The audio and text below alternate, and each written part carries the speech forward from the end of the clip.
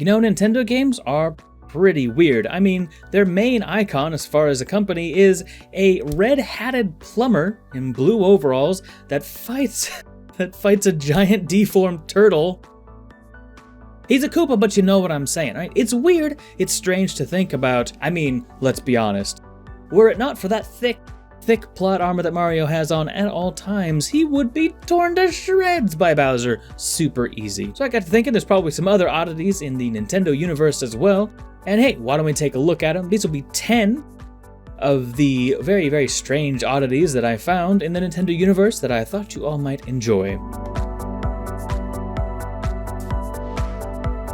And hey, if you get to the end and you find out that you did enjoy yourself, why not leave a like? First up on the list of mildly interesting things about the Nintendo universe, take a look at the re-deads after you eliminate, which is a gentle way of just slashing violently at one of their friends. They'll actually go over and kneel down next to them. Now, there are two kind of working theories as to why they do this.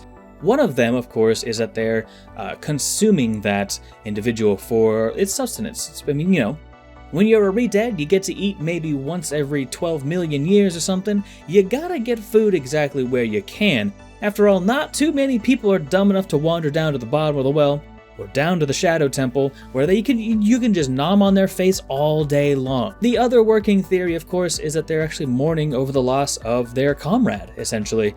I tend to like this one a bit more. They don't really have an eating animation or anything like that. It'd be pretty dark, of course. Still, I tend to lead more towards that they are mourning for the loss of a fellow dead again, which is a RiRi Dead. They're dead after being dead. They're RiRi Dead. Shifting gears for just a moment over to Mario, the guy we were talking about at the beginning here. Did you know he used to be a carpenter? That's actually 100% true. He used to be a carpenter back in the original game called Donkey Kong. His first appearance was, of course, named as Mr. Junkman Mario himself, or Mr. Video Game, if you will, depending on, he asked which exact time frame it is. But essentially, he was a carpenter at that point on a construction site who just decided he needed to go save Pauline from a giant ape. The game didn't make much sense now, did it?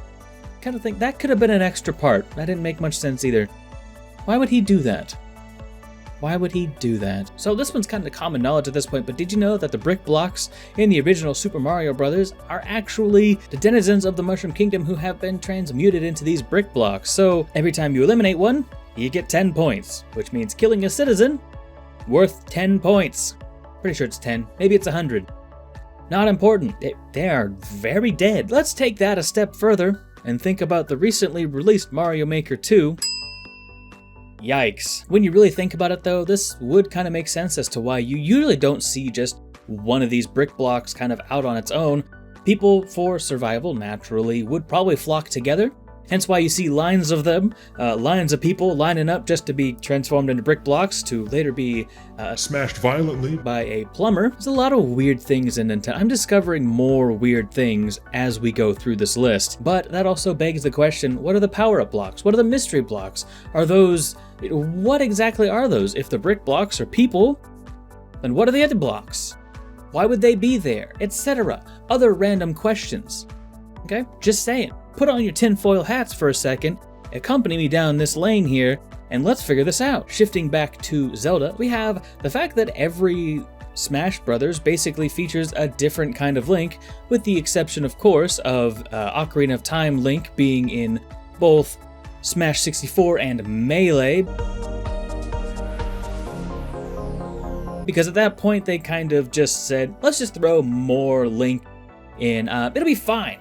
It's fine. I know that the Smash series is basically a whatever goes, it's all non-canonical, but it does give us kind of an interesting little timeline to where these games might fall. Zelda, the original Zelda to be specific, did you know that you can actually only carry 255 rupees at any given time? It seems kind of strange. There's 3 spots, why not just make the maximum 999? At that time, the NES could only actually count up to 255, at least by my understanding. It's probably a little bit more complicated than that, but that was basically the largest memory allotment that the NES had available to it. Here's the interesting thing, the entire economy of Hyrule was basically set by the memory restrictions of a Nintendo system. I'll repeat that in a different way because it sounds vaguely dramatic. The whole economic spectrum of Hyrule during the events of, Zelda 1. The most that anything can cost is 255, which means if you get 255 rupees, you can buy literally anything. We're stretching here, I understand that. Number 6, the StarFox team has their legs amputated so that they can more effectively use the R-wings, basically. The G-forces would normally cause all the blood to rush down to your legs, and you'd pass out under the extreme forces the R-wing can put out. My main question here is, when are those legs amputated? Before training? After training? What if you fail your course? Do they give you the prosthetics even if you fail the course? Is that the entry fee? Is that the exit fee? I have many questions about this, and none of them are answered, Nintendo. Come on, get on it. Let's go. Number 7, kind of going back to the Mario thing we were talking about a little while ago, and that's that Pauline was off the map for a very, very long time. She actually only came back up in Super Mario Odyssey as kind of a main character, even like a background character. I don't think there was really too many nods to her necessarily, but she's back in a big way now. But it's just kind of interesting to think that such a literally the main, like, princess, I guess you'd call her a princess, one of the main characters of the first Mario game, basically a staple at that point, placed by Princess Peach, never really showed up anywhere, maybe in like a sports game or something like that, but basically she's been radio silent up until Odyssey, and I'm glad she's back. Number 8, the Hylian text on Phantom Ganon's blade in Wind Waker actually reads Zebora Gabora. This is interesting for a couple of reasons, not the least of which would be that it kind of hints at the fact that they made that blade. Now, Zebora and Gabora probably seem familiar as far as names if you played Majora's Mask. They are the 2-pack of smiths that will allow you to basically make the Gilded Sword, make the Kokiri Sword not completely worthless, first turning it into the Razor Sword and then into the Gilded Sword, one of the most awesome sword designs in any game in my opinion. They help you out on that, but in the alternate universe, they just help out whoever. Even if they are, the same timeline, depending on what you believe the timeline even to be, it's beside the point, but that little dude is gonna basically take whatever money he can get. So, if someone wants to come along and have him make a blade that's about to kill the guy that he just made the other sword for, well, in the words of the Fallout Boy, as long as this room keeps spinning, that's just the business I'm in. And this kind of actually hints that in another timeline, they may have become rather powerful bladesmiths. I mean, this seems to be some kind of ethereal weapon, and if they can forge with that, hey, that's pretty impressive to me. But this does raise more questions kind of than answers. Who is Phantom Ganon exactly? Could Phantom Ganon be either Zebora or Gabora? Well, no one really ever knows, but their sword is in Phantom Ganon's hands. And that's pretty interesting in my opinion. Number 9, why in the world does Ruto play inside of Jabu Jabu? I get it, it's large enough, okay? Apparently, logic would denote that naturally, that size of a fish would have a sprawling dungeon inside of him. But that's beside the point. Why does this happen? And why all of a sudden did Jabu Jabu decide to consume Ruto? Well, I had a couple of ideas. Maybe it's that he wasn't getting enough nutrition, and hey, that's a nice little snack right there. Let's just munch that up.